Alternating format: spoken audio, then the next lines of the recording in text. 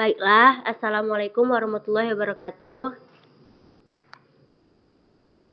Waalaikumsalam warahmatullahi wabarakatuh. Waalaikumsalam warahmatullahi wabarakatuh. Baiklah, kami dari kelompok personal care yang beranggotakan Akfa Febriananda, Bayu Astuti, Geti Wulandari, Lili Nizarman Putri, Muhammad Marcel Wijaya, Nia Audina, Nurul Latifah, Rizka Fitri Handayani, dan Vinka Mutia Cantika.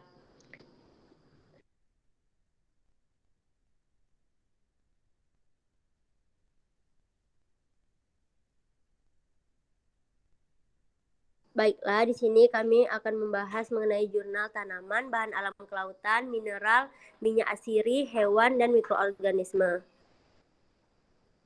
Next. Yang pertama, pengertian dan contoh personal care. Produk kosmetik dan perawatan pribadi dirancang untuk memberikan manfaat fungsional dan untuk meningkatkan kesejahteraan psikologis konsumen dengan meningkatkan daya tarik estetika, misalnya pelembab kulit, parfum, lipstik, cat kuku, persiapan perhiasan mata dan wajah, sampo, gelombang permanen, pewarna rambut, pasta gigi, beserta deodoran. Next. Yang pertama, masuk ke jurnal tanaman. Di sini ada formulasi lipstik menggunakan ekstrak biji coklat atau theobroma kakao sebagai pewarna. Next. Di sini menggunakan latar belakang penelitian ini yaitu biji coklat memiliki potensi untuk dimanfaatkan sebagai alternatif pewarna alami karena memiliki warna yang menarik. Biji coklat juga memiliki kandungan polifenol sehingga polifenol dalam biji coklat yang itu flavonoid. Warna ungu dari biji coklat disebabkan adanya pigmen antisyonanin golongan merupakan turunan senyawa flavonoid. Next.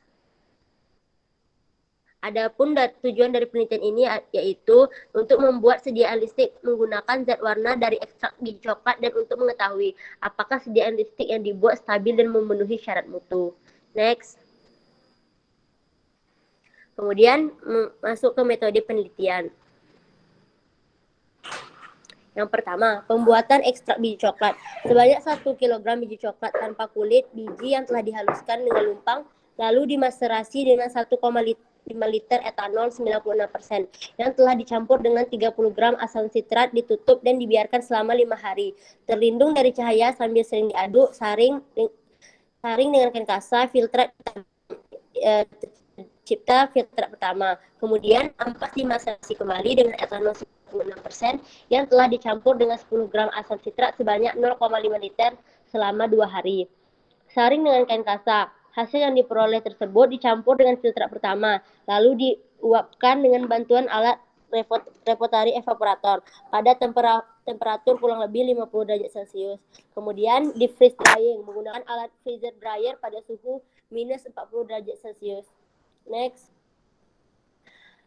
Kemudian prosedur pembuatan lipstiknya yaitu nipagin dilarutkan dalam propilen glikol. Setelah nipagin larut, ekstrak kental dari biji coklat yang tadi sudah dibuat dilarutkan dalam campuran polipilen glikol dan nipagin tersebut. Kemudian BHT yang telah digerus dilarutkan dalam oleum ricini, kemudian ditambahkan ke dalam campuran pewarna nipagin dan propilen glikol.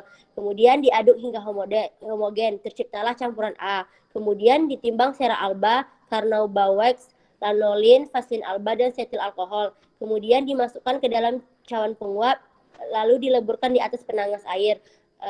Itu jadi campuran B. Kemudian campuran A tadi dan campuran B dicampurkan perlahan-lahan di dalam cawan sambil dipanaskan. Lalu ditambahkan Twin 80 dan minyak rosa. Aduk hingga homogen. Selagi cair, masukkan ke dalam cetakan dan dibiarkan sampai membeku. Setelah membeku, masa dikeluarkan dari cetakan dan dimasukkan ke dalam wadah atau yang disebut roll up lipstick. Next. Kemudian untuk pemeriksaan mutu sediaannya dilakukan terhadap masing-masing sediaan lipstik dengan konsentrasi yang ditambahkan. Pemeriksaan mutu itu meliputi homogenitas, titik lebur, kekuatan lipstik, stabilitas sediaan yang mencakup pengamatan terhadap perubahan bentuk, warna, bau dari sediaan, uji oles, dan pemeriksaan pH. Kemudian pemeriksaan kekuatan lipstik. Pemeriksaan ini dilakukan terhadap kekuatan lipstik dengan cara lipstik diletakkan horizontal pada jarak kira-kira setengah inci dari tepi lipstik. Kemudian digantungkan beban yang berfungsi sebagai penekan. Tiap 30 detik, berat penekan ditambah 10 gram. Penambahan berat sebagai penekan dilakukan terus-menerus sampai lipstik patah. Pada saat lipstik patah, itulah merupakan nilai kekuatan lipstiknya. Next. Kemudian penentuan pH sediaan.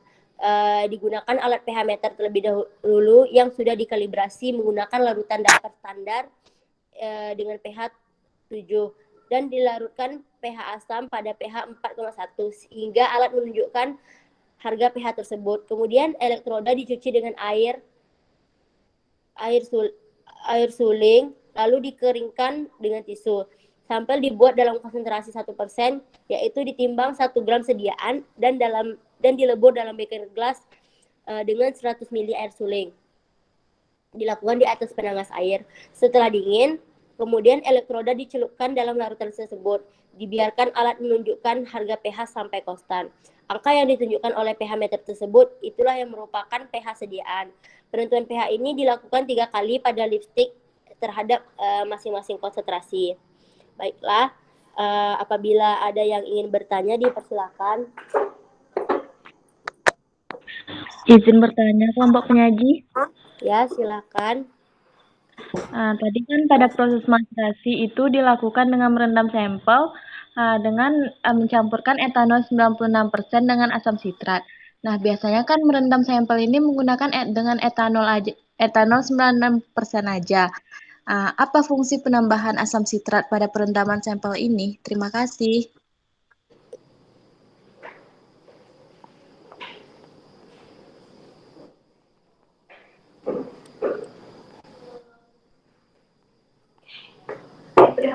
Baik, terima kasih Hafiza atas pertanyaannya.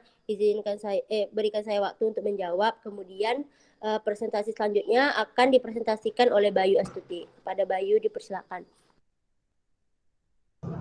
Baik, terima kasih moderator. Next slide. Nah, selanjutnya saya akan membahas pemeriksaan stabilitas sediaan, di mana pemeriksaan stabilitas sediaan ini dilakukan terhadap adanya perubahan bentuk, warna, dan bau dari sediaan lipstik. Dilakukan terhadap masing-masing sediaan selama penyimpanan pada suhu kamar pada hari ke-1, 5, dan 10, dan selanjutnya tiap 5 hari hingga hari ke-30.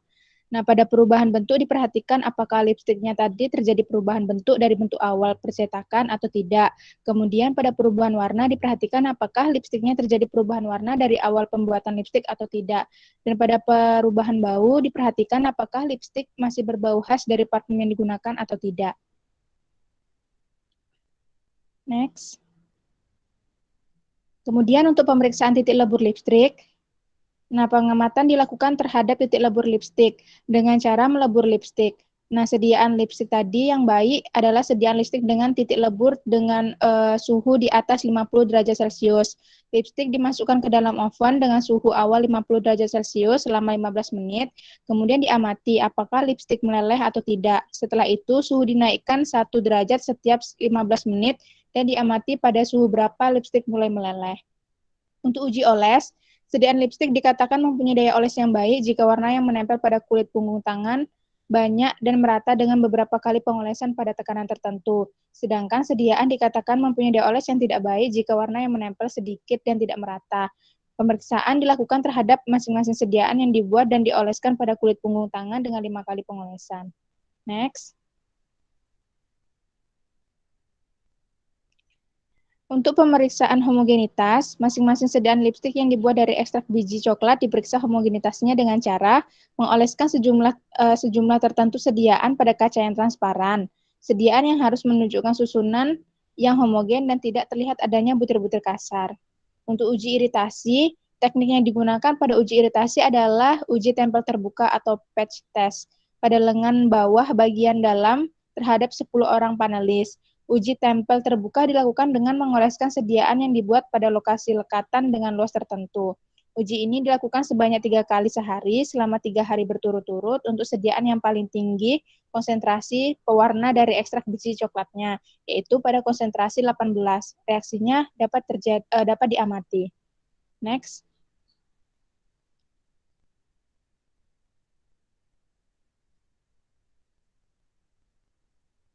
Nah, kita masuk ke hasil dan pembahasan.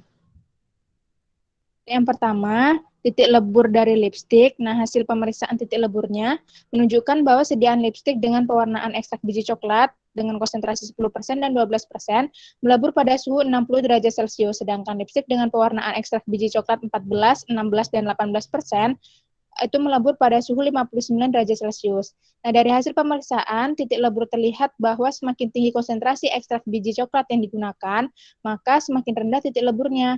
Nah, ini disebabkan karena basis lipstik yang digunakan semakin sedikit, sehingga mempengaruhi titik lebur sediaan.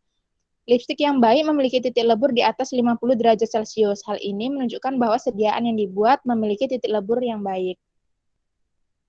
Next. Nah, untuk kekuatan lipstik, hasil pemeriksaan kekuatan lipstik menunjukkan bahwa sediaan lipstik patah pada penekanan dengan penambahan berat 88 sampai 131 gram. Hal ini menunjukkan bahwa sediaan yang dibuat memiliki kekuatan yang baik. Kesimpulan ini diambil dengan membandingkan berat beban yang digunakan pada pengujian lipstik menggunakan pewarna ekstrak biji coklat dengan dua sediaan yang beredar di pasaran, di mana lipstik pembanding yang digunakan patah pada penekanan dengan penambahan berat 84,97 gram dan 94,97 gram. Next. Next. Nah, untuk uji oles, nah sediaan 3, 4, dan 5, yaitu dengan konsentrasi 14, 16, 18, dengan 4 kali pengolesan memberikan warna intensif. Sedangkan sediaan 1 dan 2 dengan konsentrasi 10 dan 12 memberikan warna intensif secara merata pada 6 kali pengolesan. Nah, di sini dapat disimpulkan bahwa sediaan 1 dan 2 memiliki daya oles yang kurang baik dibandingkan sediaan 3, 4, dan 5. Next.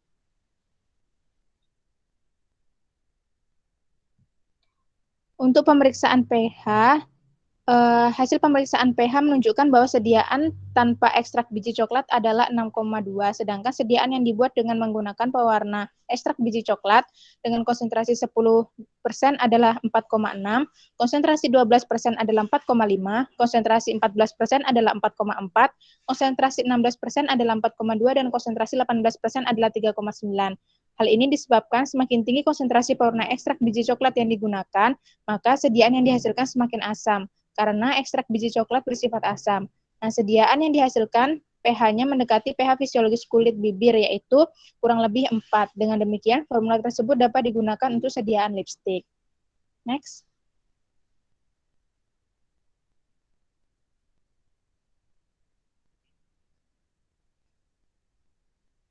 Next. Nah, untuk uji iritasi, berdasarkan hasil uji iritasi yang dilakukan pada 10 panelis yang dilakukan dengan cara mengoleskan sediaan lipstik yang dibuat pada kulit lengan bawah, bagian dalam selama 3 hari berturut-turut, menunjukkan bahwa semua panelis memberikan hasil negatif terhadap iritasi yang diamati, yaitu tidak adanya kulit merah, kemudian gatal-gatal ataupun pembengkakan. Nah, dari hasil uji iritasi tersebut, dapat disimpulkan bahwa sediaan lipstik yang dibuat aman untuk digunakan. Next. Nah, kesimpulannya, ekstrak biji coklat dapat digunakan sebagai pewarna dalam formulasi sediaan lipstik. Variasi konsentrasi pewarna ekstrak biji coklat yang digunakan dalam formulasi menghasilkan perbedaan kepekatan warna sediaan lipstik. Nah, hasil penentuan mutu fisik sediaan menunjukkan bahwa seluruh sediaan yang dibuat stabil dalam penyimpanan selama 30 hari, tidak menunjukkan adanya perubahan bentuk, warna, dan bau. Kemudian homogenetisnya baik, tidak mengiritasi. Titik lebur sediaan lipstik dengan konsentrasi 10 dan 12% adalah 60 derajat Celcius, konsentrasi 14, 15, dan 18% adalah 59. Kekuatan pH lipstik memenuhi syarat. Next. Baik, sekian presentasi dari saya. Apakah ada teman-teman yang ingin bertanya? Izin bertanya, penyaji. Baik, Kak Dila, silahkan.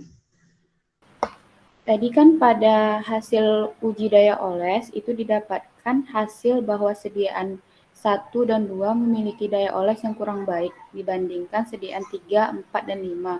Mengapa hal itu bisa terjadi? Sekian. Baik, terima kasih Kak Bila atas pertanyaannya. Selanjutnya, presentasi bahan alam kelautan akan dilanjutkan oleh Getty. Baik, selanjutnya bahan alam kelautan. Yang dengan jurnal judulnya Uji Stabilitas Fisik Sediaan Masker Gel dari Ekstra Alga Merah. Next.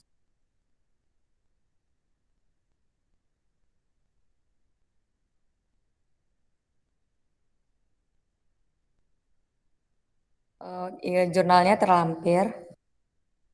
Next.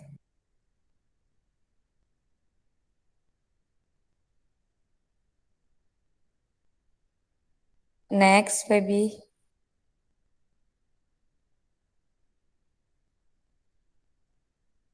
Baik, selanjutnya metode penelitian. Metode penelitian ini dilakukan secara eksperimen, merupakan metode percobaan yang sistematis dalam suatu situasi khusus, di mana gejala-gejala yang diamati begitu disederhanakan, yaitu hanya beberapa faktor saja yang diamati, sehingga peneliti dapat mengatasi seluruh proses eksperimennya. Nah, kegiatan penelitian ini bertujuan untuk mengetahui hasil yang diperoleh pada penelitian uji stabilitas fisik sediaan masker dari ekstrak alga merah. Pembuatan sediaan masker gel ini evaluasinya mutu fisik sediaan seperti homogenitas, sediaan, pengamatan stabilitas sediaan meliputi perubahan warna, bau, pengukuran pH, pengujian waktu sediaan mengering, uji daya sebar, uji daya lekat, uji iritasi, dan terhadap perawatan kulit. Next. Selanjutnya ini formulasi sediaan ekstrak masker gel. Nah, bahan-bahan fase minyak, propil paraben, dan fase airnya ekstra alga merah, karbofol, metil paraben, propilen glikol, dan aquades. Ini dipisahkan. Fase minyak dan fase air ini dipisahkan sehingga suhunya hingga suhu 70 sampai 80 derajat Celcius. Setelah semuanya melebur, fase air dimasukkan sedikit demi sedikit ke dalam fase minyak dan diaduk perlahan-lahan hingga terbentuk basis masker. Next. Selanjutnya cara pembuatan masker. Pertama, bagian kedua itu polivinil alkohol aquades dileburkan di atas panas air sampai diaduk. Bagian kedua yang sudah dalam mortar hangat. Bagian ketiga, propil glikol dicampurkan sedikit demi sedikit ke dalam bagian dua sambil digerus dengan kecepatan konstan. Bagian keempat, metil paraben, propil paraben, hangatkan cawan proselin lalu dicampurkan jadi satu dan diaduk sampai tercampur, kemudian masukkan dalam bagian 2 sampai digerus. Nah, bagian pertama ini ekstrak alga merah dicampurkan dengan ekstrak etanol 70% sambil tercampur dan masukkan dalam bagian 2 sambil digerus hingga mencapai suhu kamar. Bagian 5, karbofol ditaburkan sedikit demi sedikit ke dalam bagian 2 sambil digerus sampai mengental. Masker dimasukkan ke dalam wadah dan tutup rapat. Next.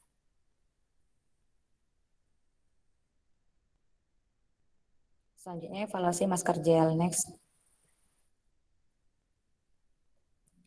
Organoleptik. Pengamatan organoleptis dapat dinilai dengan pengamatan dari segi tekstur, bau, bentuk, dan warna sediaan.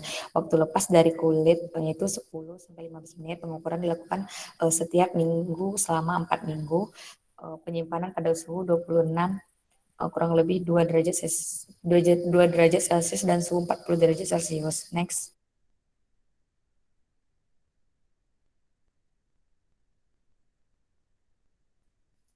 Selanjutnya uji homogenitas mikroskopik dan makroskopik. Nah, uji homogenitas sediaan dilakukan dengan cara mengamati hasil pengolesan masker pada plat kaca. Masker yang homogen ditandai dengan tidak terdapatnya gumpalan pada hasil pengolesan. Struktur yang rata dan memiliki warna yang seragam dari titik awal pengolesan sampai titik akhir pengolesan. Next. Hasilnya terlampir. Uji daya sebar ditimbang 1 gram masker, kemudian diletakkan di antara lempeng kaca berdiameter 15 cm. Lempeng kaca bagian atas ditimbang terlebih dahulu, kemudian diletakkan di atas masker dan dibiarkan 5 menit. Nah, di atasnya dibiarkan 50 gram beban tambahan, dibiarkan 5 menit dan diukur diameter sebenarnya. Kemudian ditambah kembali beban dengan berat 100 gram, beban tambahan dibiarkan 5 menit dan diukur diameternya sebenarnya. Kemudian tambahan kembali beban dengan maksimum 150 gram dan diukur kembali diameter sebenarnya. Next. Hasilnya terlampir. Selanjutnya uji daya lekat. Masker diambil sebanyak 0,25 gram, diletakkan pada gelas objek dan diletakkan dengan beban 500 kg selama 5 menit. Nah, setelah gelas objek dipasang pada alat tes diberi beban 80 gram dan kemudian dicatat waktu pelepasan masker dari gelas objek. Hasilnya terlampir. Next.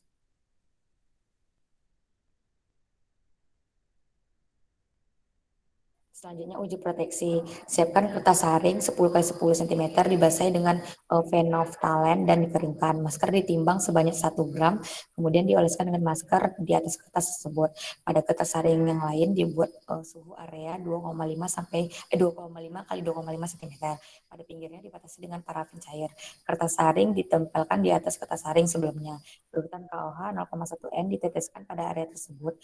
Kemudian diamati ada tidaknya noda merah pada waktu 15, 30, 45, 60 detik dan 3 dan 5 menit. Jika tidak ada noda berarti masker memberikan proteksi. Next. Baiklah teman-teman, apakah ada yang ingin bertanya? Iya, izin bertanya, Getty. Silakan Tata. Tadi kalau misalnya dilihat dari tabel formulasinya itu yang dibedakan konsentrasinya kan adalah polivinil alkohol. Nah, itu kenapa polivinil alkohol yang divariasikan konsentrasinya, apa alasannya dan apa kegunaannya pada formulasi sediaan gel masker ini? Terima kasih. Baik Tata, kami tampung dulu ya pertanyaannya. Nanti kami akan menjawabnya. Terima kasih. Next, lanjut ya.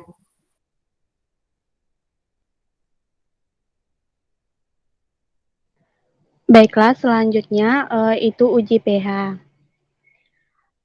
Di mana sediaan masker ekstrak alga merah ini sebanyak 1 gram diencerkan dengan 10 mili Aquades. Pengukuran pH masker dilakukan menggunakan pH meter, di mana sebelum digunakannya pH meter dikalibrasi terlebih dahulu dengan larutan buffer standar, yaitu dengan pH-nya 4,5 dan pH 6,5. Sediaan masker ditempatkan dalam wadah, kemudian diukur pH-nya.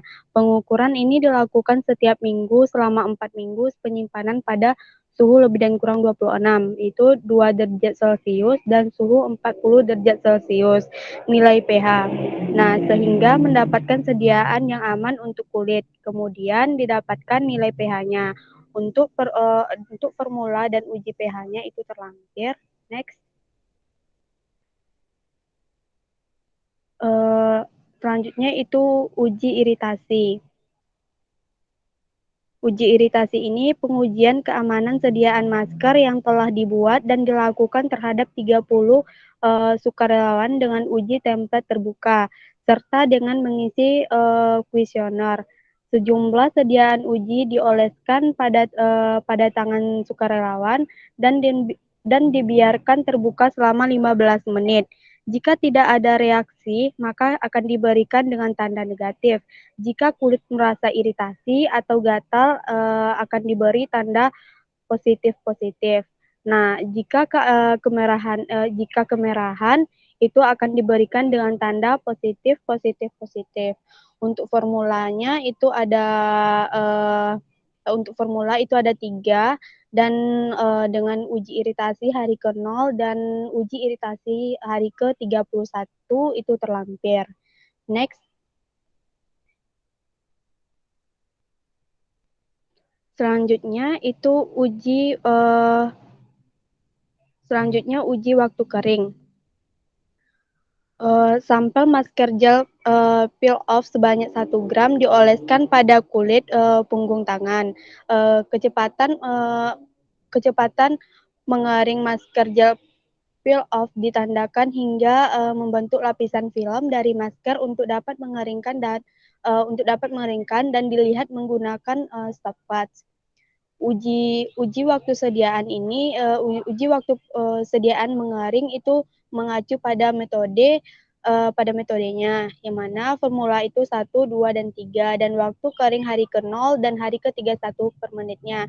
Itu ada terlampir hari ke-0 dan hari ke-31-nya, di mana hari ke-0 ini 4 sampai 50 menit, dan pada hari ke-31 20 sampai 15 menit. Untuk hari ke-0 Formula 2 itu 19 sampai 20 menit, dan hari ketiga Formula 2-nya 15 sampai 30 menit. Hari ke-0 Formula 3 18 sampai 50 menit dan banding 50 menit, dan hari ke-31 20 banding 30 menit. Next. Selanjutnya kesimpulan. Berdasarkan hasil penelitian yang telah dilakukan, dapat disimpulkan bahwa basis formula terbaik pada penelitian ini adalah F2 dengan komposisi fase minyak lebih sedikit namun memenuhi syarat sediaan semisolidnya. Nah, berdasarkan pengujian stabilitas yang telah dilakukan pada ketiga formula sediaan masker ekstrak alga merah, Poripira SP, bahwa formula 1, 2, dan 3 itu stabil meliputi uji organoleptik, uji pH, uji homogenitas, uji daya sabar, uji daya lekat, uji keamanan, dan uji proteksi, dan juga uji waktu keringnya.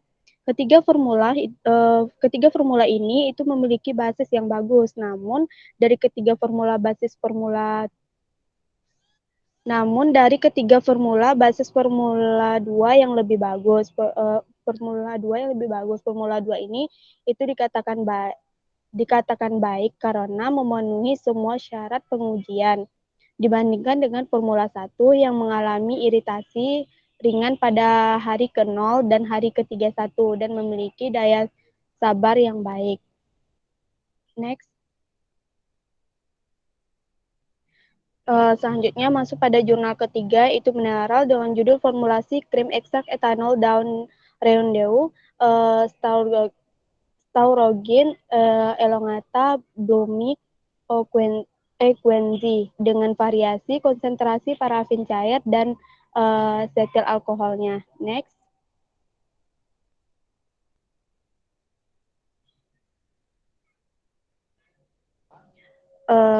Ini jurnalnya terlampir. Next.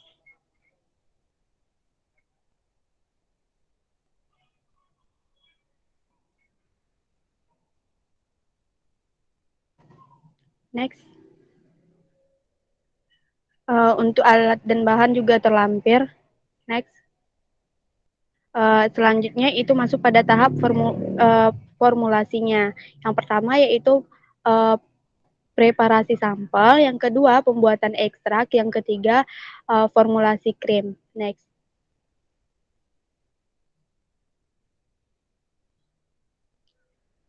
Preparasi sampel. Daun reundeu dibilas dengan air mengalir hingga bersih, dan kemudian kita tiriskan dan keringkan daun reundeu dalam ruangan. Daun reundeu yang telah kering lalu di blender dan dilakukan pengayakan dengan ayakan nomor 40 ml. Pembuatan ekstraknya.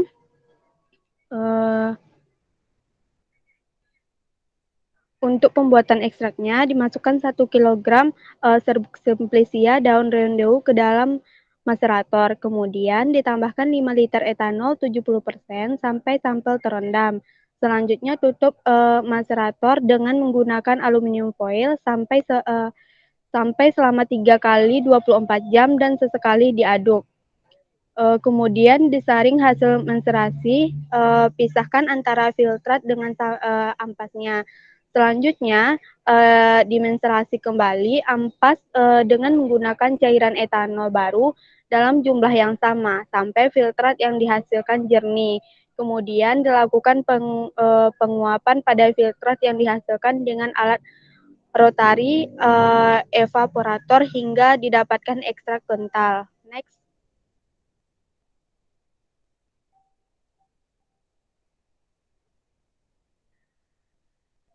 Untuk bahannya itu ada ekstrak etanol daun reundeu, parafin cair, etil alkohol, vaselin putih, asam stearat, propylenglikol, selanjutnya tritanolamin, propilparaben, metilparaben, asam askorbat, NaOH, dan aquades. Untuk formulasi krimnya itu juga terlampir. Nah, di mana krim dibuat dengan metode peleburan fase minyak dengan fase minyaknya yaitu parafin cair, setil alkohol, vaselin putih, dan fase air itu ada asam stearat, propylglikol, tritanolamin, metilparaben, NaOH, dan aquades. dan dipanaskan secara terpisah di atas penangas air sampai suhunya 70 derajat Celcius. Sampai melebur, dimasukkan hingga dia melebur. Dan selanjutnya itu dimasukkan fase air sedikit demi sedikit ke dalam fase minyak sambil diaduk pada suhu 25 derajat Celcius sampai terbentuknya massa krim. Selanjutnya, ditambahkan ekstrak etanol daun rendaun ke dalam gelas kimia dan diaduk dengan spiral sampai homogen. Lakukan evaluasi sebelum sediaan krim disimpan. Baiklah, apakah ada dari teman-teman yang ingin bertanya? Ya, izin bertanya nih ya. Iya, Agus, dipersilahkan. Nah, untuk yang uji waktu kering tadi, berapa rentang uji waktu kering yang baik? Nah, apa yang menyebabkan terjadinya perbedaan waktu kering dari masing-masing formula? Sekian, terima kasihnya. Baik, terima kasih Agus. Pertanyaannya kami simpan dulu, nanti di akhir kami jawab ya. Selanjutnya akan dilanjutkan oleh Marcel. Kepada Marcel, dipersilahkan. Baik, terima kasih kepada Nia. Selanjutnya adalah hasil dan pembahasan dari formulasi krim ekstrak etanol daun rendaun dengan variasi konsentrasi parafin cair dan setil alkohol. Next. Untuk uji sifat fisik dari krim ini yang diujikan itu ada 8. Yang pertama yaitu tipe emulsi, kemudian organoleptis, kemudian uji homogenitas, uji pH, uji daya sebar, uji daya lekat, uji viskositas, dan uji stabilitas. Next. Yang pertama yaitu tipe emulsi. Tujuan dari pengujian ini adalah untuk melihat tipe emulsi dari krim yang dibuat. Menurut hasil pengamatan menunjukkan bahwa semua formula sediaan yang dibuat mempunyai tipe emulsi minyak dalam air. Next. Yang kedua yaitu uji organoleptis.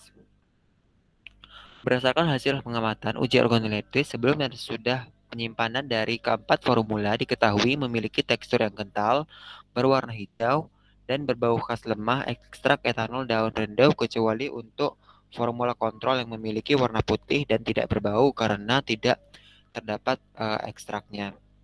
Nah, semua formula krim memiliki hasil pengamatan yang tetap dan tidak ada mengalami perubahan yang signifikan. Namun, warna sediaan krim yang disimpan pada suhu 4 derajat lebih cerah dibandingkan dengan penyimpanan pada suhu kamar. Next.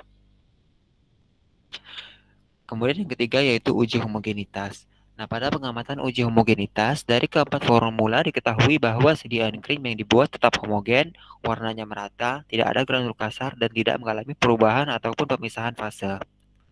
Next. Uji berikutnya itu uji pH. Berdasarkan hasil pengukuran, pH sesudah penyimpanan pada suhu kamar selama 4 minggu menunjukkan adanya kenaikan nilai pH. Sedangkan nilai pH pada sediaan yang disimpan pada suhu 4 derajat menunjukkan adanya kenaikan dan penurunan. Hal ini menunjukkan bahwa pH dapat dipengaruhi oleh perubahan suhu. Hasil pengukuran pH selama penyimpanan menunjukkan bahwa semua formula memenuhi standar pH krim. Krim yang baik memiliki pH sesuai dengan pH kulit, yaitu 4,5 sampai dengan 8. Next. Berikutnya itu uji daya sebar. Nilai uji daya sebar dari sediaan krim yang disimpan selama 4 minggu pada suhu kamar mengalami kenaikan. Sedangkan daya sebar sediaan yang disimpan pada suhu 4 derajat mengalami penurunan. Hal ini menunjukkan bahwa semakin rendah suhu maka sediaan akan semakin kental, sehingga daya sebar yang dihasilkan semakin kecil. Nilai daya sebar yang memenuhi standar yaitu formula kontrol dan F1. Daya sebar yang baik yaitu 5-7 cm. Next. Berikutnya itu uji daya lekat. Pengujian daya lekat krim yang disimpan selama 4 minggu pada suhu kamar mengalami kenaikan dan penurunan. Sedangkan sediaan krim yang disimpan pada suhu 4 derajat mengalami kenaikan. Diketahui nilai uji daya lekat selama penyimpanan yang memenuhi standar adalah formula kontrol F1 dan F2. Daya lekat dikatakan baik jika dapat lepas lebih dari 4 detik dan kurang dari 10 detik. Nilai daya lekat krim memiliki hubungan yang berbanding terbalik dengan nilai daya sebarnya. Semakin kecil nilai daya sebar, maka semakin besar kemampuan daya lekat krim yang dihasilkan. Begitupun sebaliknya. Next. Kemudian yaitu uji viskositas. Sediaan krim yang disimpan selama 4 minggu pada suhu kamar menunjukkan adanya sedikit penurunan, sedangkan pada sediaan yang disimpan pada suhu 4 derajat mengalami kenaikan. Nilai viskositas yang memenuhi standar yaitu formula kontrol dan F1. Viskositas terbaik untuk sediaan krim yaitu sekitar 2000 sampai 5000 centipoise. Next. Pengujian yang terakhir yaitu uji stabilitas. Berdasarkan pengamatan selama cycling test diketahui hasil organoleptik dan homogenitas pada sediaan tetap homogen dan tidak terdapat perubahan fase, warna, tekstur maupun bau, sehingga dapat dikatakan bahwa semua formula memenuhi standar uji sediaan krim yang baik. Yang kedua, hasil pengamatan nilai pH selama cycling test mengalami kenaikan dan penurunan karena dipengaruhi oleh suhu. Ketika suhu semakin rendah, maka nilai pH pun menurun. Nilai pH yang dimiliki semua sediaan krim, baik sebelum ataupun sudah cycling test, memenuhi standar uji. Kemudian yang ketiga, disimpulkan bahwa sediaan krim selama cycling test menghasilkan nilai daya lekat yang naik turun. Nilai daya lekat memiliki hubungan yang berbanding terbalik dengan nilai daya sebarnya. Hasil uji daya lekat pada formula kontrol F1 dan F2 selama cycling test memenuhi standar yang ditetapkan. Daya lekat dikatakan baik jika plat dapat lepas lebih dari 4 detik dan kurang dari 10 detik. Kemudian, hasil pengamatan daya sebar dapat disimpulkan bahwa sediaan krim memiliki nilai daya sebar yang naik turun karena dipengaruhi oleh suhu. Formula krim yang memenuhi standar yaitu formula kontrol dan F1. Standar daya sebar krim yaitu 5 sampai 7 cm. Secara keseluruhan dapat disimpulkan bahwa konsentrasi parafin cair dan setil alkohol berbanding lurus terhadap kestabilan fisika krim yang dihasilkan. Semakin besar konsentrasi kedua zat tersebut maka mempengaruhi nilai keasaman atau pH, daya lekat, daya sebar, dan yang dibuktikan dengan evaluasi. Next. Adapun kesimpulannya itu semua formulasi krim ekstrak etanol daun rendau yang dibuat merupakan krim tipe emulsi MRA dan berdasarkan penelitian yang telah dilakukan maka dapat disimpulkan bahwa semakin tinggi konsentrasi parafin cair dan asetil alkohol pada sediaan maka semakin tinggi pula nilai viskositas dan daya lekatnya tapi menurunkan nilai daya sebar sediaan. Formula krim yang memiliki stabilitas sediaan fisik paling baik adalah formula F1 dengan konsentrasi parafin dan setil alkohol sebesar 5% dan 2% formula.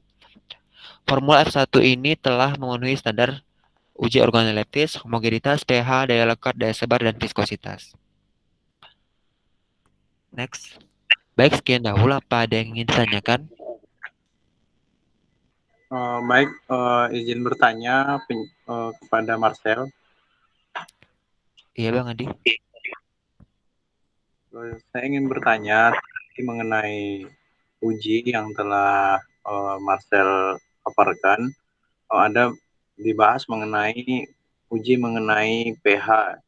Yang ingin saya tanya terkait uji pH tersebut pada sediaan krim, apa yang terjadi jika pH kulit itu tidak seimbang gitu, atau terlalu asam ataupun terlalu basa, itu apa yang dapat terjadi gitu. Terima kasih, Marcel. Baik, terima kasih kepada Bang Adi atas pertanyaannya. Pertanyaannya akan kami tampung lebih dahulu. Untuk selanjutnya, kepada Vinka, saya persilahkan untuk mempresentasikan hasil diskusi kita. Baiklah, jurnal keempat yaitu mengenai minyak atsiri. Jurnal minyak atsiri yang kami ambil di sini adalah formulasi sediaan sabun padat transparan minyak atsiri serai dapur sebagai antibakteri terhadap Escherichia coli dan Staphylococcus aureus. Next. Abstrak dari jurnal yang kami gunakan terlampir. Next. Alat dan bahan juga terlampir. Next. Pada jurnal yang kami gunakan ini terdapat 5 formula yang digunakan. Yang membedakan dari tiap formulanya yaitu massa minyak atsiri yang digunakan. Pada formula 1, sediaan sabun padat dengan massa minyak atsiri sebanyak 0 gram. Formula 2, massa minyak atsirinya sebanyak 1 gram. Formula 3, massa minyak atsiri sebanyak 2 gram. Formula 4, massa minyak atsiri sebanyak 3 gram. Dan formula 5, massa minyak atsiri sebanyak 5 gram. Next. Adapun untuk tahapan pengerjaannya, yang pertama penyiapan bahan, kemudian dilanjutkan dengan isolasi minyak atsiri dengan destilasi uap, kemudian uji aktivitas antibakteri minyak atsiri serai dapur, dilanjutkan dengan pembuatan sabun, dan yang terakhir yaitu uji kualitas sabun. Next. Untuk pembuatan sabun padat transparan minyak atsiri serai dapur itu dilakukan pencampuran fraksi lemak, yaitu asam stearat dan minyak VCO dan minyak zaitun dengan alkali, yaitu NaOH 30% pada suhu 35 derajat Celcius. Kemudian adonan akan menjadi keras dan lengket yang menunjukkan terbentuknya stok sabun. Kemudian ke dalam stok sabun ditambahkan bahan tambahan lainnya seperti gliserin, sukrosa, kokamidea, NaCl, Aquades, dan minyak atsiri serai dapur. Adonan kemudian diaduk hingga homogen. Kemudian sabun dituangkan ke dalam cetakan dan didiamkan selama lebih kurang 24 jam pada suhu ruang. Kemudian setelah sabun didiamkan selama 3-4 minggu atau selama proses aging, selanjutnya dilakukan uji aktivitas antibakteri dan dievaluasi mutunya. Next. Adapun untuk hasil yang didapatkan yaitu pada isolasi minyak atsiri dengan destilasi uap, didapatkan minyak atsiri yang memiliki karakteristik yaitu berwarna bening, kekuningan dengan bau yang khas. Kemudian untuk hasil pada uji aktivitas antibakteri minyak atsiri serai dapur, terdapat perbedaan yang signifikan antar konsentrasi dalam menghambat pertumbuhan E. coli dan Staphylococcus aureus. Namun, pada konsentrasi 25 dan 50% tidak terdapat perbedaan nyata dalam menghambat pertumbuhan E. coli. Daya hambat yang diperoleh pada penelitian ini berbeda bila dibandingkan dengan penelitian minyak atsiri serai wangi yang dilaporkan oleh Puspawati et al., yakni 3,0 sampai 11 mm untuk bakteri E. coli dan 3,0 sampai 12 mm untuk bakteri Staphylococcus aureus pada konsentrasi 25, 50, 75, dan 100 ppm. Perbedaan daya hambat yang diperoleh disebabkan oleh beberapa faktor, di antaranya tingkat konsentrasi, jenis tanaman, serta tempat tumbuhnya tanaman. Next. Pada pembuatan sabun, didapatkan hasil pengamatan yang terlihat adonan menjadi kental dan berwarna putih kekuningan dengan bau khas minyak atsiri serai dapur. Berdasarkan formula sabun padat dengan volume total 169,4 gram, menghasilkan 3 hingga 4 buah cetakan untuk masing-masing formulanya. Berat sabun padat setelah didiamkan beberapa hari pada formula 1 yaitu 135,36 gram, pada formula 2 155,58 gram, formula 3 158,04 gram, formula 4 160,08 gram, dan formula 5 177,03 gram. Next.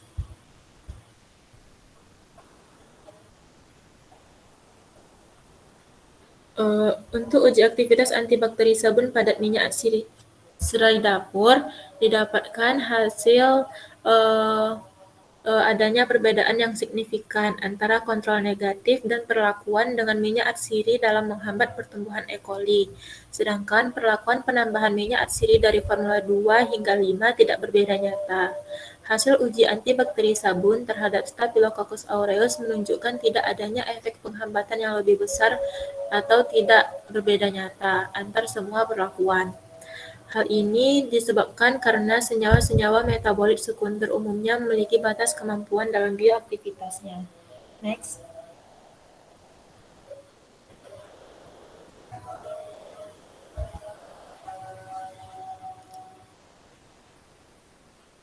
Untuk hasil uji kadar air pada formula 1 yaitu 14,037%, pada formula 2 14,081%, formula 3 14,156%, formula 4 14,192%, dan formula 5 14,468%.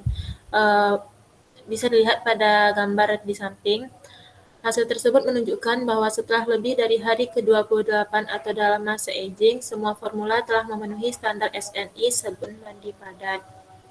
Sedangkan untuk hasil dari jumlah asam lemak tersabunkan, mengalami penurunan jumlah asam lemak pada formula 2, 4, dan 5. Ini disebabkan oleh asam lemak yang terikat kuat pada proses penyambunan dengan NaOH, sehingga asam lemak yang berada dalam bentuk bebas lebih sedikit dan menurunkan jumlah asam lemak yang ada dalam sabun. Begitu pula sebaliknya. Next. Untuk hasil dari asam lemak bebas atau alkali bebas. Uji asam lemak bebas ini bertujuan untuk mengetahui asam lemak bebas yang berada dalam sampel sabun, tetapi tidak terikat sebagai senyawa natrium ataupun trigliserida lemak mineral. Sedangkan alkali bebas menunjukkan banyaknya alkali dalam sabun yang tidak terikat sebagai senyawa. Hasil uji asam lemak bebas dan alkali bebas pada sabun padat minyak atsiri serai dapur telah memenuhi syarat SNI. Kemudian itu lemak tak tersabunkan. Hasil yang didapat yaitu Formula 2 menunjukkan kadar lemak tak tersabunkan paling rendah. Hal ini memungkinkan bahwa pada Formula 2 reaksi penyambunan berjalan lebih sempurna. Sekian presentasi dari saya. Apakah kelompok penanya ada yang ingin ditanyakan? Izin bertanya, Vinka. Ya, Melda, silahkan. Nah, tadi kan pada penelitian yang dipaparkan oleh Vinka, itu ada pengujian alkali bebas. Nah, pada pengujian alkali bebas itu, kita melihat jumlah alkali atau basa dalam sabun yang tidak dapat bereaksi dengan minyak. Nah, apa yang terjadi jika jumlah pemberian basa itu terlalu banyak atau terlalu sedikit? Terima kasih, Vinka. Baik, terima kasih Melda atas pertanyaannya. Untuk sementara pertanyaannya kami tampung terlebih dahulu. Kepada presentator berikutnya dipersilahkan.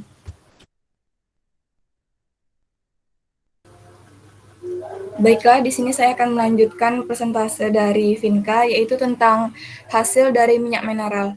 Nah, didapatkan sabun yang dihasilkan tidak mengandung minyak mineral. Ini menunjukkan bahwa pada kelima formula sabun mandi transparan minyak atsiri serai dapur tidak terdapat kandungan minyak mineral. Karena pada saat titrasi tidak terjadi emosi antara air dan minyak yang ditandai dengan tidak adanya kekeruhan. Nah, selanjutnya ialah untuk uji derajat keasaman atau pH, didapatkan hasil untuk sabun dengan formula 1-4 masih aman digunakan dan bisa diterima karena batas dari pH sabun adalah 9-11. Bahwa semakin besar penambahan minyak atsiri serai dapur, maka pH semakin besar. Nah, hal ini dimungkinkan minyak atsiri yang dihasilkan bersifat basa. Selanjutnya. Nah, untuk kesimpulan, berdasarkan hasil yang diperoleh, maka didapatkan kesimpulan bahwa minyak atsiri serai dapur berpotensi sebagai penghambat bakteri E. coli dan S. aureus dengan daya hambat kuat. Formulasi terbaik minyak atsiri serai dapur sebagai sabun antibakteri yaitu terdapat pada Formula 2 dengan daya hambat 21 mm terhadap E. coli dan 19,416 mm terhadap bakteri S. aureus dengan kadar air sebesar 14,081%, dengan jumlah asam lemak sebesar 71,5%, kadar alkali bebas sebesar 0,134%, dan lemak tak tersabunkan sebesar 3,479%, untuk minyak mineral negatif dan pH sebesar 10,3%. Nah, sabun mandi antibakteri yang dihasilkan pada penelitian ini telah memenuhi persyaratan baku mutu SNI kecuali fraksi tak tersabunkan. Selanjutnya. Nah, selanjutnya masuk ke jurnal hewan, yakni dengan judulnya Pengaruh basis salap hidrokarbon dan basis salap serap terhadap formulasi salap sarang burung walet putih atau Edropramus fusipagus. Nah, ini jurnalnya terlampir.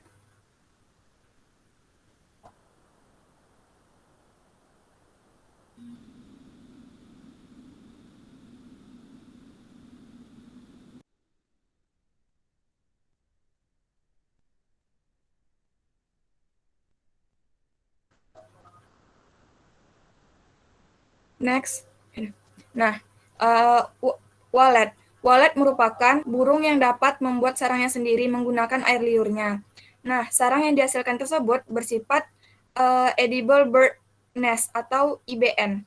Nah, IBN terdiri dari komponen glikoprotein yang bernilai tinggi, kaya dengan asam amino, karbohidrat, kalsium, natrium, dan kalium. Khasiat sarang burung walet yaitu untuk memberikan efek stimulan yang dapat digunakan sebagai tonikum.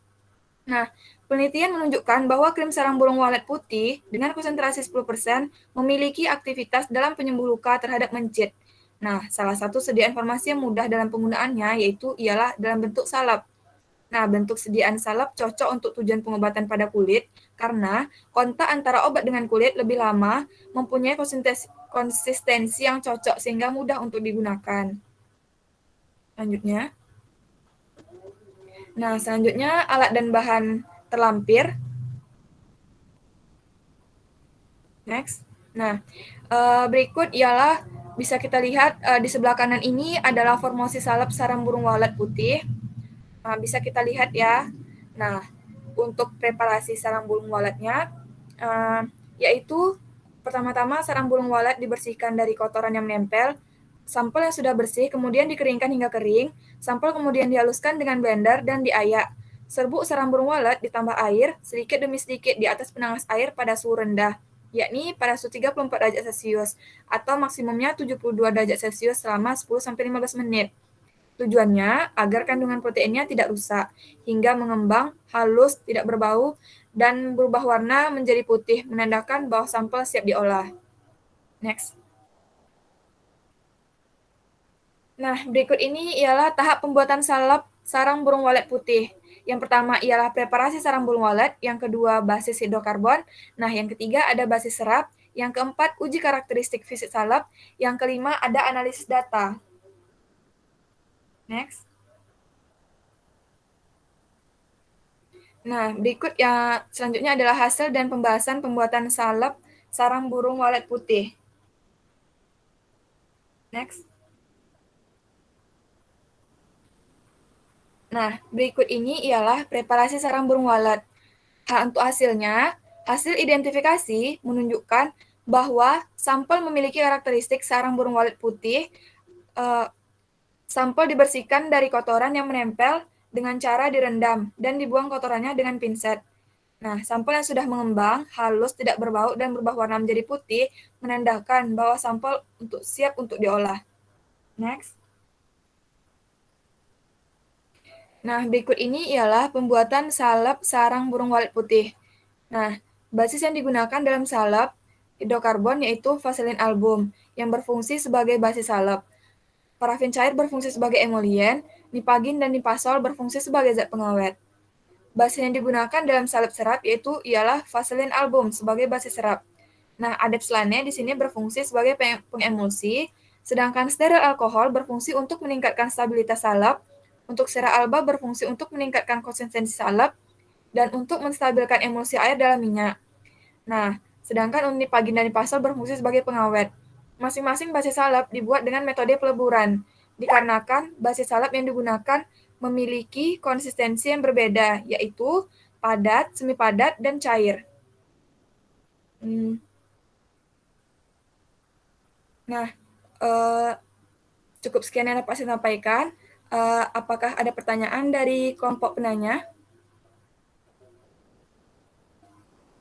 Izin bertanya, Nu. Iya, Ranti, silahkan. Baiklah, saya Ranti izin bertanya. Kenapa pada penelitian ini itu menggunakan sarang burung walet sebagai sampel? Dan kenapa memilih sediaan salep untuk diformulasikannya? Terima kasih. Baik, Ranti, terima kasih banyak. Nah, untuk pertanyaan dari Ranti, kami tampung dulu ya pertanyaannya. Nah, untuk presentasi selanjutnya akan dilanjutkan oleh presentator selanjutnya. Pada presentasi selanjutnya, dipersilakan. Baik, saya akan menjelaskan tentang uji karakteristik fisik salep. Next. Nah, untuk uji organoleptis, ini untuk mengamati penampilan luar dari sediaan. Salep dengan basis serap memiliki konsistensi yang lebih padat dan lebih keras dibandingkan dengan basis hidrokarbon yang memiliki bentuk setengah padat atau lebih lembek. Nah, warna yang dihasilkan salep dengan basis hidrokarbon itu adalah putih tulang, sedangkan dengan basis serap memiliki warna kuning lebih dominan dibandingkan dengan basis hidrokarbon dan tidak berbau. Kedua basis salep menunjukkan perbedaan tipe basis salep ini berpengaruh terhadap konsistensi dan warna salep, tetapi tidak berpengaruh pada bau sediaan. Hasil organoleptik menunjukkan kedua salep memenuhi syarat untuk ini syarat yaitu berbentuk semi padat dan tidak berbau tengik. Next.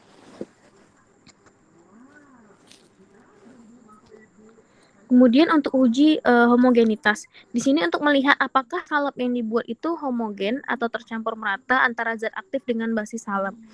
Salep sarang burung walet putih ini dengan basis hidrokarbon dan basis serat menunjukkan hasil yang homogen berdasarkan tidak adanya gumpalan maupun butiran kasar pada sediaan salep. Maka tidak terdapat perbedaan, tidak berpengaruh untuk basis salep dalam pembuatan salep terhadap homogenitas salep. Next. Nah, ini adalah tabel hasil pengamatan diameter penyebaran salep sarang burung walet putih terlampir. Next. Kemudian tabel 2 ini adalah hasil pemeriksaan daya sebar salep sarang burung walet putih.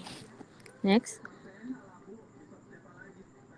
Nah, untuk uji daya sebar, ini bertujuan untuk mengetahui kelunakan massa salep sehingga dapat dilihat kemudahan pengolesannya sediaan ke kulit.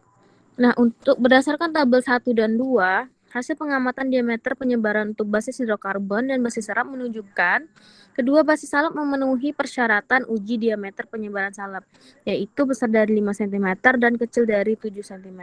Karena jika kurang dari 5 cm dan lebih dari 7 cm, akan sulit untuk dioleskan di kulit. Dari hasil uji analisis diketahui terdapat pengaruh perbedaan tipe basis salep hidrokarbon dengan basis salep serat terhadap daya penyebaran salep. Nah, berdasarkan tabel yang kedua, hasil uji daya serap menunjukkan bahwa formula dengan basis hidrokarbon mempunyai daya sebar yang lebih besar.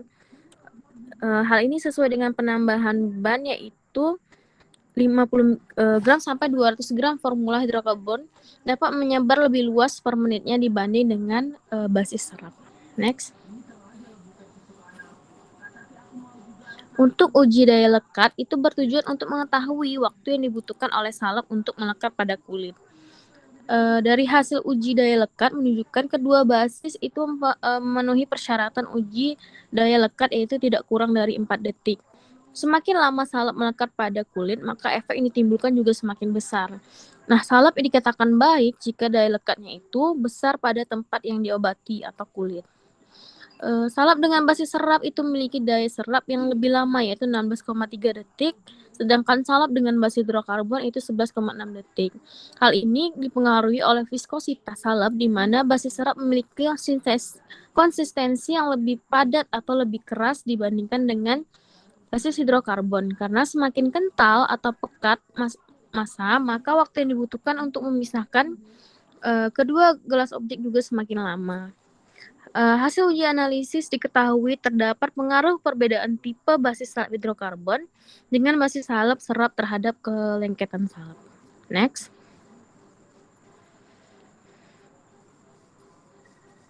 Untuk uji pH itu bertujuan untuk melihat tingkat keasaman sediaan salep untuk menjamin sediaan salep itu tidak mengiritasi kulit. Nah, pada kedua basis salep itu berada pada pH 6,1 dan telah memenuhi syarat nilai pH yang aman untuk kulit. Sehingga disimpulkan perbedaan tipe basis salep dalam pembuatan salep sarang burung walet putih ini tidak berpengaruh terhadap pH salep. Next.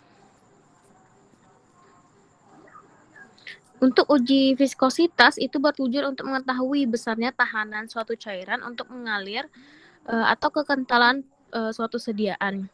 Dari 3 replikasi menunjukkan bahwa nilai viskositas salep sarang burung walet putih basis hidrokarbon mempunyai viskositas lebih kecil yaitu 9.580 dibandingkan dengan salep yang menggunakan basis serat yaitu 9.590. Next. Nah, kesimpulannya, terdapat pengaruh tipe basis salep yaitu basis hidrokarbon dan basis serat terhadap hasil uji karakteristik fisik sediaan salep sarang burung walet putih, meliputi daya sebar, daya lekat, dan viskositas salep dan tidak terdapat pengaruh terhadap organoleptis, homogenitas, dan pH salep. Salep dengan basis hidrokarbon itu memiliki karakteristik fisik yang lebih baik dibandingkan salep dengan basis serap berdasarkan kemampuan daya serapnya. kemampuan daya lekat, dan viskositas yang lebih baik. Baik, sekian yang dapat saya jelaskan. Kepada teman-teman, apakah ada yang ingin bertanya?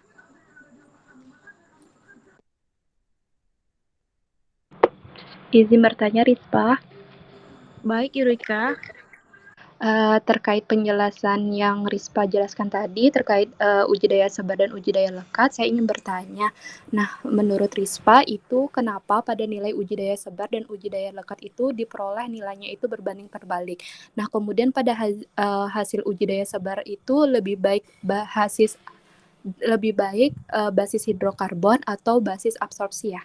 Terima kasih. Baik, terima kasih pada Yurika atas pertanyaannya. Pertanyaan kami tampung dulu, nanti kami akan jawab di akhir. Kemudian akan dijelaskan oleh Kak Lili. Kepada Kak Lili dipersilakan. Baik, terima kasih Risma. Baiklah teman-teman, selanjutnya kita masuk ke pembahasan terakhir yaitu jurnal personal care terkait dengan mikroorganisme. Nah, judul jurnal yang kami gunakan yaitu uji aktivitas antibakteri sabun cair ekstrak etanol 70% daun sirsak terhadap bakteri Staphylococcus aureus. Next. Nah, berikut jurnal yang kami gunakan terlampir.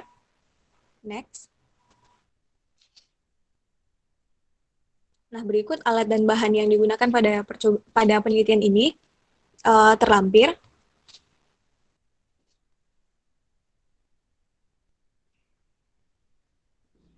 Next. Nah, selanjutnya kita masuk ke tahap pengerjaannya. Yang pertama itu dilakukan pembuatan ekstraknya terlebih dahulu, kemudian dilanjutkan dengan pembuatan sabun cair, ekstrak daun sirsaknya, dan kemudian setelah dibuat sediaan sabun cairnya, dilakukan uji aktivitas antibakteri. Next.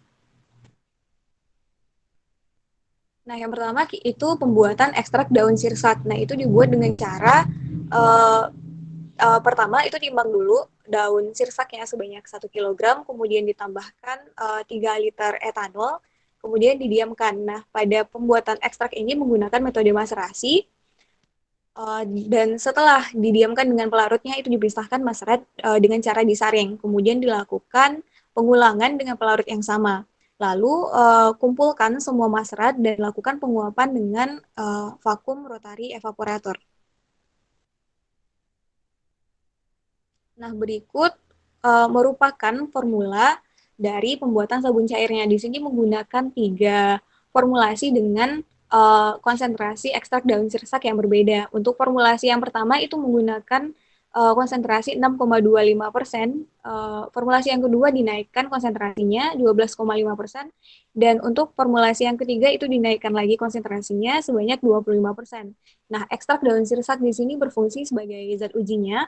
Kemudian ada minyak kelapa sebagai emolien, kemudian ada KOH 40% sebagai pengisohidris dan buffer, ada NaCMC sebagai pengental dan asam stearat, pengumulsi butil hidroksitoluen sebagai zat pengoksidasi, dan aqueous sebagai pelarutnya. Nah, di mana pembuatan sabun cair ekstrak daun sirsak ini itu dibuat dengan cara minyak kelapa sebanyak 30 gram, lalu dimasukkan ke dalam beker gelas, kemudian ditambahkan KOH 40% sebanyak 16 mili.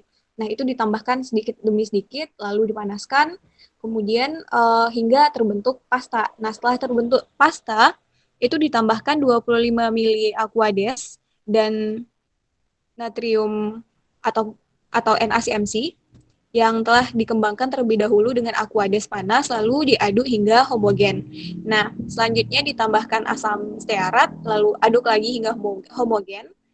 Selanjutnya tambahkan butil hidroksitoluen, kemudian diaduk lagi, lalu yang terakhir kita tambahkan ekstrak daun sirsak dan diaduk sampai homogen. Next. Nah, selanjutnya itu dilakukan uji aktivitas antibakteri.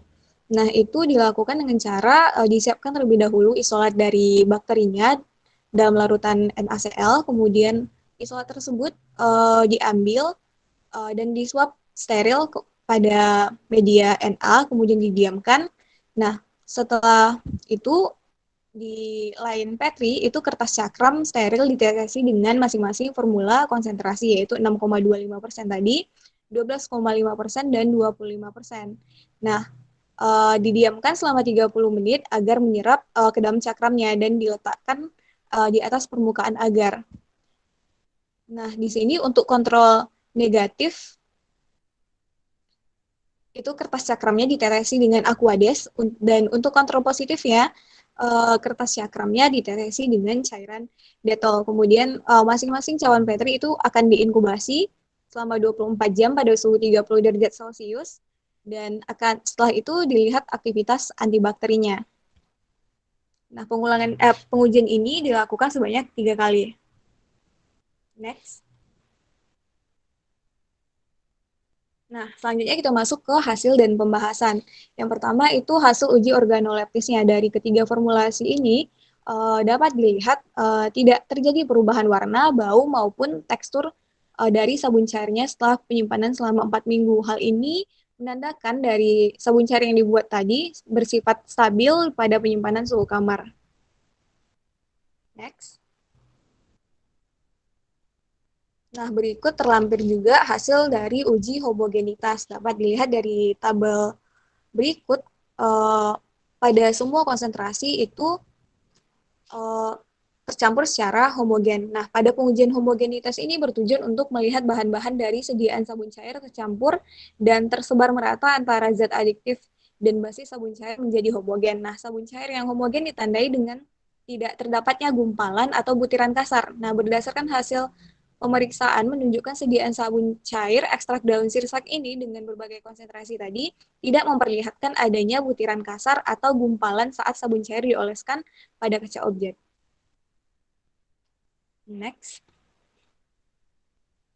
Nah, selanjutnya yaitu hasil uji aktivitas antibakteri. Dari tabel berikut dapat kita lihat yang memiliki rata-rata diameter zona hambat paling tinggi itu diperoleh oleh formulasi ketiga dengan konsentrasi 25%.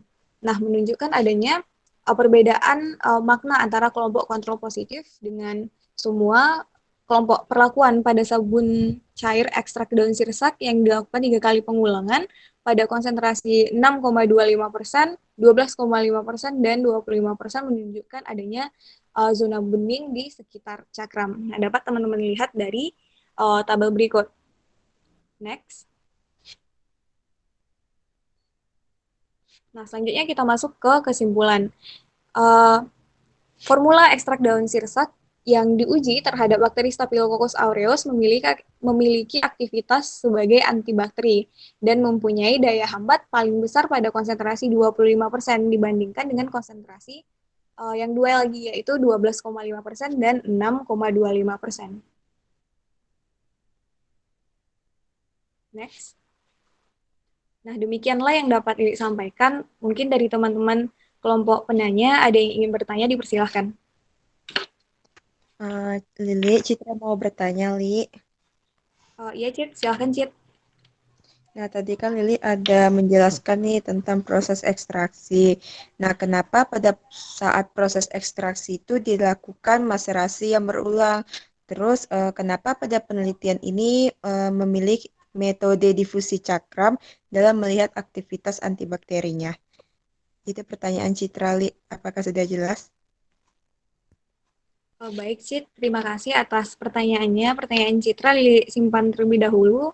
Selanjutnya kita akan masuk ke sesi menjawab pertanyaan. Sebelumnya, Lili kembalikan terlebih dahulu ke moderator. Terima kasih. Baiklah, terima kasih teman-teman atas presentasinya. Kemudian masuk ke sesi menjawab pertanyaan. Baiklah, yang pertama pertanyaan dari Bayu yang akan saya jawab. Pertanyaan dari Hafiza yang akan saya jawab. Pertanyaannya itu, pada proses maserasi biasanya dilakukan dengan merendam sampel menggunakan etanol 96% saja. Namun pada penelitian ini maserasi dilakukan dengan mencampurkan etanol 96% dengan asam sitrat. Apa fungsi penambahan asam sitrat? Jadi pada umumnya proses maserasi memang hanya dilakukan dengan merendam sampel menggunakan etanol 96% atau dengan pelarut lain yang sesuai. Namun pada penelitian ini ditambahkan asam sitrat pada saat maserasi biji coklat. Hal ini karena di dalam biji coklat mengandung senyawa flavonoid sehingga pada saat maserasi dianjurkan dilakukan pada suasana asam, karena asam berfungsi mendenaturasi membran sel tanaman, kemudian melarutkan pigmen sehingga dapat keluar dari sel, serta dapat mencegah terjadinya reaksi oksidasi flavonoid pada tanaman tersebut. Sekian jawaban dari saya pada Hafiza. Apakah bisa diterima jawabannya? Baik, Feby, terima kasih atas jawabannya. Jawabannya dapat saya terima. Terima kasih. Baik, terima kasih. Selanjutnya pertanyaan dari Kak Nabila yang akan dijawab oleh Bayu. Baik, terima kasih moderator atas kesempatannya. Di sini saya mencoba menjawab pertanyaan dari Kak Nabila, di mana pertanyaannya adalah pada uji daya oles didapatkan hasil bahwa sediaan 1 dan 2 memiliki daya oles yang kurang baik dibandingkan dengan sediaan 3, 4, dan 5. Mengapa hal ini dapat terjadi? Nah, jawabannya karena daya oles pada sediaan 1 dan 2 itu memang kurang baik jika dibandingkan dengan 3, 4, dan 5. Karena konsentrasi biji coklat yang diformulasikan pada sediaan 1 dan 2 itu konsentrasinya lebih sedikit atau lebih kecil dibandingkan dengan sediaan 3, 4, dan 5, yaitu 10 dan 12%. Nah, di sini semakin rendah konsentrasi ekstrak biji coklatnya, maka semakin mudah warna sediaan, sehingga membutuhkan berkali-kali oles untuk membentuk warna yang baik atau intensif. Nah, sedangkan pada sediaan 3, 4, dan 5, konsentrasi biji ekstrak coklat itu tinggi, yaitu 14, 16, dan 18, sehingga hanya beberapa kali oles saja sudah memberikan warna yang intensif, sehingga tinggi rendahnya konsentrasi ekstrak biji coklat yang diberikan pada saat formulasi itu mempengaruhi warna ataupun daya oles dari sediaan ini. Baik, sekian jawaban dari saya. Bagaimana Kak Nabila, apakah bisa diterima jawabannya? Baik, terima kasih Bayu atas penjelasannya. Kak, sekian dari saya kembalikan kepada moderator. Baiklah, terima kasih Bayu. Kemudian pertanyaan dari Tiara akan dijawab oleh Geti. Pada Geti, dipersilakan.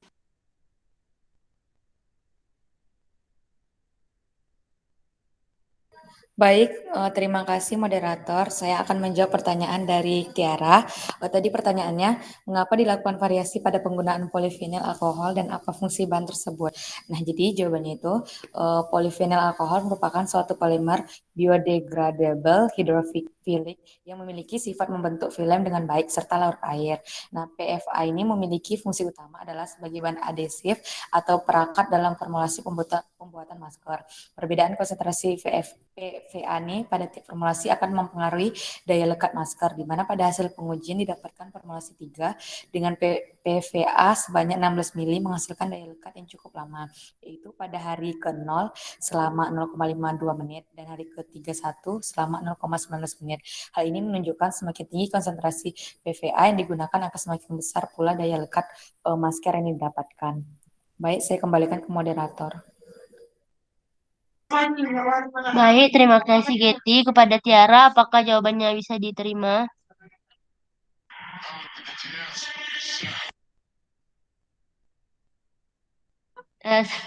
Baiklah, ke pertanyaan selanjutnya. Pertanyaan selanjutnya oleh Putra akan dijawab oleh Nia. Baiklah, saya akan menjawab pertanyaan dari Agus Setiawan Putra. Maaf sebelumnya, apakah Agus ada bergabung di Meet?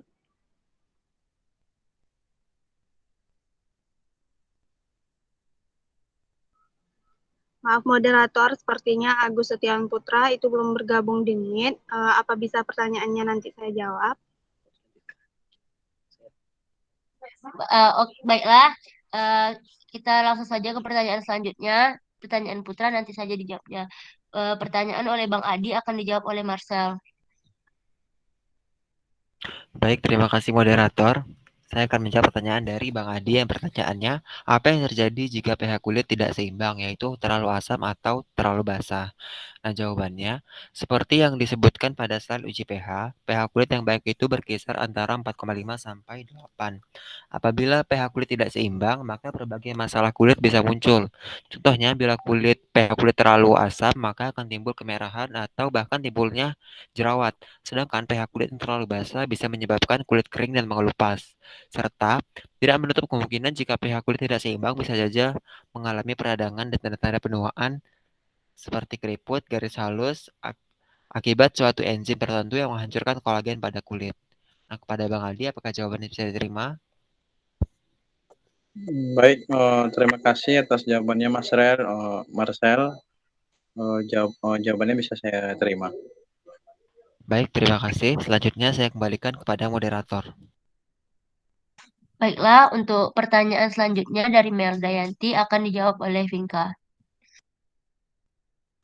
Baik, di sini saya akan menjawab pertanyaan dari Melda, yang mana pertanyaannya adalah pada pengujian alkali bebas kita melihat jumlah alkali atau basa dalam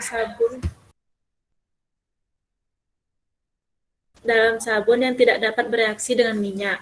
Apa yang terjadi jika jumlah pemberian basa terlalu banyak atau terlalu sedikit? Nah, jadi pada proses pembuatan sabun sangat diperlukan adanya ketepatan jumlah NaOH atau KOH dan jumlah minyak yang dicampurkan. Sehingga minyak yang akan digunakan harus ditentukan angka penyabunannya terlebih dahulu.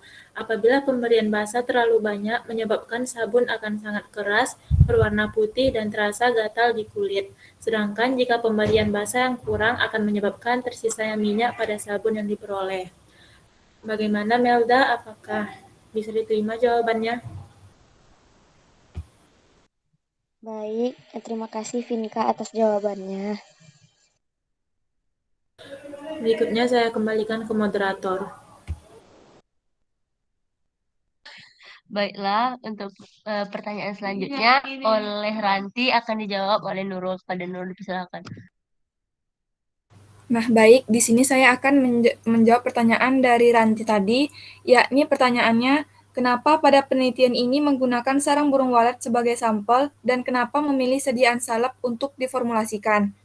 Nah, jawabannya, karena sarang burung walet putih atau Adremos fusipagus yang mempunyai potensi yang cukup besar sebagai obat alami.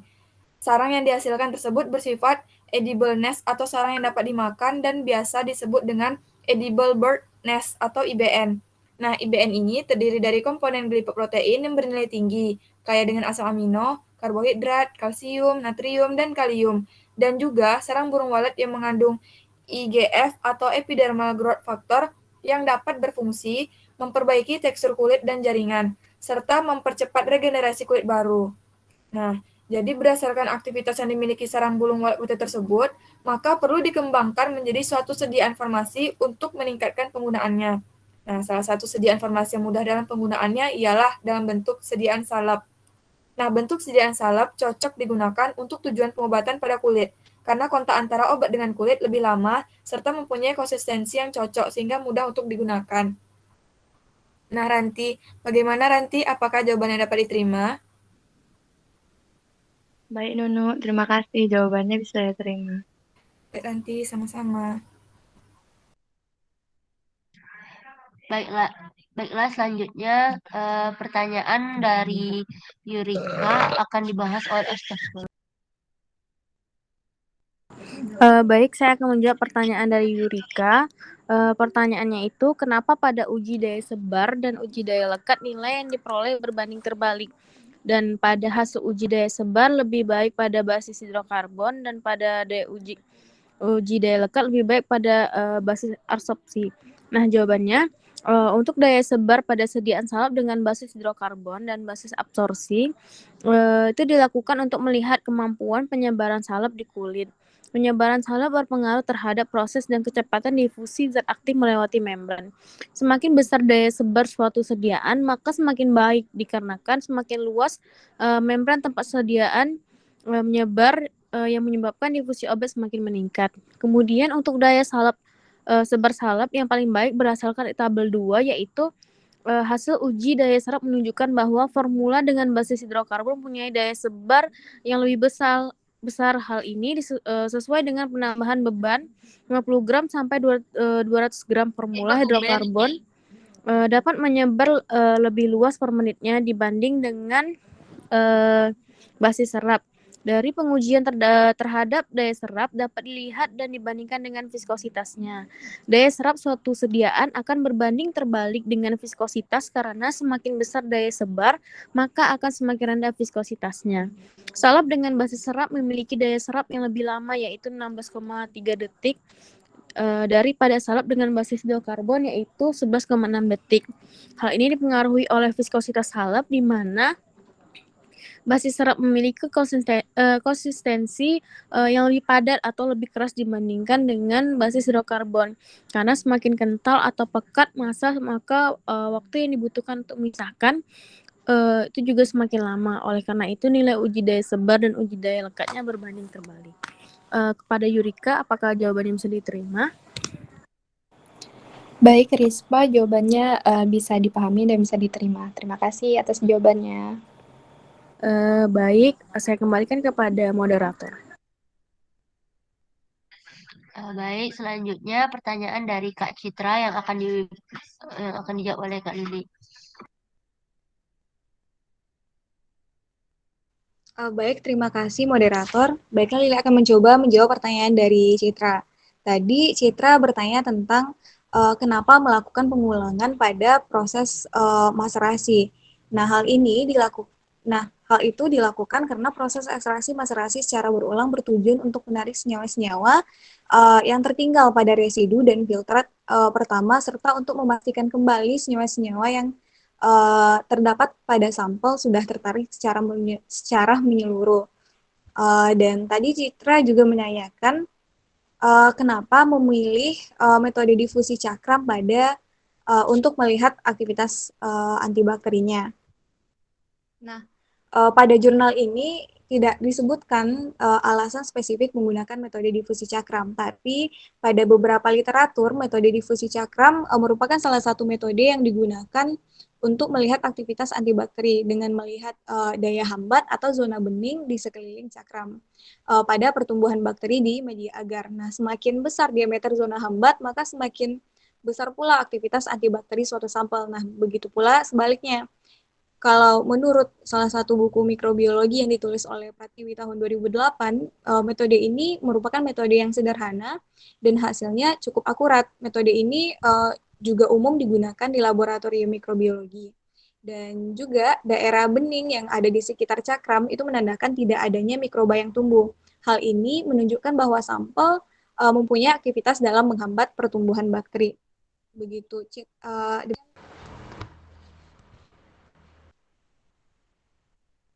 demikian jawaban yang dapat Lili sampaikan. Bagaimana Citra, apakah dapat dipahami?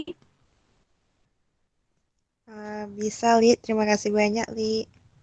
Sama-sama, Ci. Terima kasih kembali. Untuk selanjutnya, Lili kembalikan ke moderator. Baiklah, selanjutnya pertanyaan dari Agustian Putra akan dijawab oleh Nia. Baiklah, saya akan menjawab pertanyaan dari Agus Setiawan Putra. Yang pertanyaannya, berapa rentang uji waktu kering yang baik dan apa yang menyebabkan terjadinya perbedaan waktu kering dari masing-masing formula? Nah, untuk pengujian waktu kering itu bertujuan untuk mengetahui berapa lama masker mengering pada permukaan kulit. Nah, waktu kering masker peel off yang baik rentang uji waktunya yaitu antara 15 sampai 30 menit. Seperti yang didapatkan pada Formula 2, itu perbedaan waktu mengering dari tiap formula itu dapat disebabkan oleh konsentrasi polifenil alkohol. Oleh polifenil alkoholnya. Semakin besarnya konsentrasi polifenil alkohol, maka kemampuan waktu mengeringnya itu semakin cepat. Waktu kering juga dipengaruhi oleh banyaknya kandungan air pada setiap formula yang dapat memperlambat penguapan dan membentuk lapisan film dalam masker peel off. Baik, selanjutnya saya kembalikan kepada moderator. Baiklah, sepertinya semua pertanyaan sudah terjawab. Baiklah, lebih dan kurang saya mohon maaf. Saya tutup. Assalamualaikum warahmatullahi wabarakatuh. Waalaikumsalam warahmatullahi wabarakatuh. Warahmatullahi wabarakatuh.